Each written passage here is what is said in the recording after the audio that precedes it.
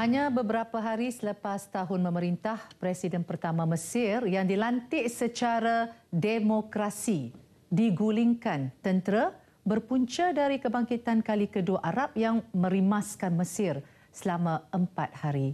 Salam sejahtera dan salam satu Malaysia. Minggu ini saya Jessica Ong kembali bersama saudara dalam Globalisasi Paksi Informasi Global edisi 7 Julai 2013 dan tajuk perbincangan kita malam ini Morsi guling atau tolak.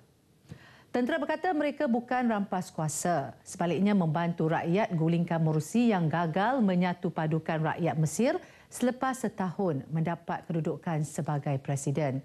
Dan personaliti yang akan bincangkan isu ini adalah Profesor Datuk Dr. Muhammad Ridha Osman, Dekan Fakulti Sastra dan Sains Sosial Universiti Malaysia.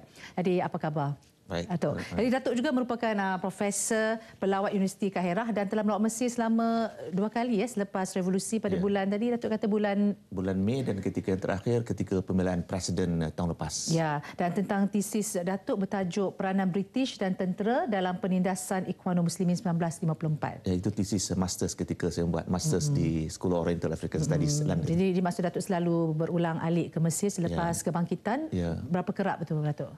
Selepas 2 kali selepas berlaku kebangkitan ini. Jadi soalan saya pada Datuk seterusnya ya. Datuk, tentera nafikan peristiwa Rabu 3 Julai lalu ini sebagai rampasan kuasa manakala Ikhwanul Muslimin dan agensi berita asing ini menggunakan istilah coup dalam semua laporan berkaitan penggulingan Muhammad Morsi ini. Jadi apa pandangan Datuk tentang peristiwa itu, rampasan kuasa ataupun ada istilah lain Datuk?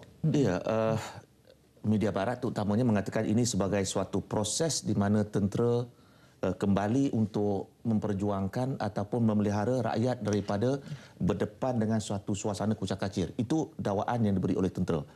Baik, untuk menjelaskan perkara ini lebih lanjut, saya kira wajar untuk saya menjelaskan latar belakang sejarah. Mengapa ini terjadi? Saya nak membawa ke belakang, saya sebutkan tadi berkaitan dengan kajian yang saya buat di peringkat masters, bagaimana hubungan antara tentera dan Ikhwan Muslimin.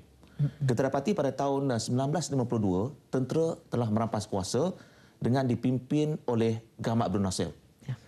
Dan kita dapati ketika merampas kuasa, sama seperti berlaku pada hari ini, tentera mengatakan bahawa kami cuba membawa perubahan, melindungi rakyat dan memastikan bahawa proses demokrasi berjalan dengan baik dan lancar. Dan mereka menjanjikan bahawa mereka hanya akan berkuasa selama 6 bulan. Tetapi apa yang berlaku, tentera terus berkuasa selama 60 tahun. Itu yang berlaku sejarahnya. Walaupun saya nak sebutkan di sini bahawa ketika berlaku rampasan kuasa 1952, pada waktu itu Ikhwan Muslimin merupakan kumpulan yang terkuat yang mendominasikan politik, ekonomi dan juga sosial masyarakat Mesir. Dan mereka mengatakan pada waktu itu Ikhwan Muslimin mempunyai anggota seramai 2 juta orang. 2 juta. Sedangkan tentera yang merampas kuasa pada waktu itu yang menggelarkan diri mereka sebagai the free officers hanya 27 orang. Tetapi dengan manipulasi, dengan bantuan barat, dengan penindasan yang dilakukan pada tahun 1964, tentera telah bertindak mengharamkan Ikhwan Muslimin dan pada waktu yang sama menggantung sebahagian besar pemimpin utama mereka. Kalau saya boleh sebutkan, antara pemimpin utama Ikhwan yang digantung oleh tentera pada waktu itu termasuklah Abdul Qadir Audah, seorang pemimpin dan intelektual Ikhwan yang terkenal, Ibrahim Taib dan juga seorang pemuda yang dituduh cuba membunuh Nasir pada waktu itu, Muhammad Abdul Latif, Muhammad Farghali. Itu merupakan senarai yang panjang, manakala sebahagian lain pemimpinnya dijatuhi hukuman sama ada penjara yang panjang ataupun mereka dikenakan dengan hukuman buang negeri. Termasuklah yang dipenjara itu bekas-bekas pemimpin Ikhwan yang kemudian memimpin Ikhwan seperti Omar Tamisani, Hamid Abdul Nasser dan sebagainya. Oleh itu kalau kita lihat dari segi sejarahnya, sejak tahun 1954 hinggalah 2011, Ikhwan Muslimin merupakan kumpulan yang diharamkan. Dan pertembungan dengan tentera itu berlaku secara berterusan, termasuklah pertembungan pada tahun 1966 apabila seorang tokoh Ikhwan Muslimin yang terkenal iaitu Said Qutb, terkenal dengan tulisannya seperti Fi Zilalil Quran, Ma'alif Tariq, dijatuhi hukuman gantung sampai mati. Dan itulah berterusannya.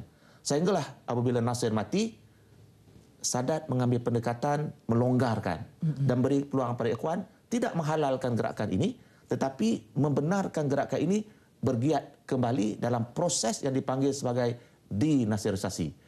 Sebab Sadat menyedari bahawa pengaruh beliau tidaklah besar dan satu-satunya kekuatan yang mampu untuk menggerhanakan imej Nasser ialah Ikhwan Muslimin. Ya. Dan itulah yang berlaku. Tetapi pada 1981, Sadat mengambil pendekatan sama seperti Nasser, menindas Ikhwan Muslimin, dan pada tahun itu beliau mati ditembak. Dan ini membawa kenaikan Hosni Mubarak, dan Hosni Mubarak juga pada awalnya mengambil pendekatan yang sama. Ya. Agak lunak dengan Ikhwan, tetapi seterusnya mengambil pendekatan yang keras. Oleh itu, apa yang boleh saya simpulkan, hubungan tentera dengan Ikhwan sejak tahun 1992 hinggalah 2011 merupakan pertembungan yang mengakibatkan ramai, bukan seorang, bukan dua orang, ratusan dihukum gantung, dihukum bunuh, ribuan dipenjara.